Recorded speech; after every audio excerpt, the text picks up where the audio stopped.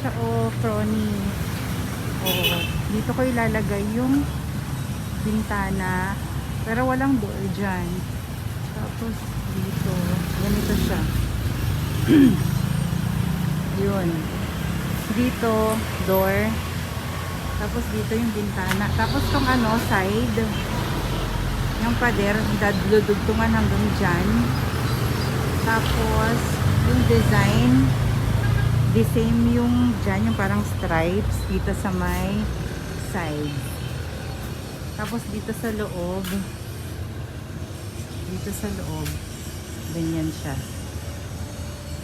Pero mag-move ng konti dito na part. Siguro mga 1.5 meters pa. So, ganyan lang siya kaluwang. Thank you. Ni ate ko matang si Winston. Manya pigsa ti boses si madam.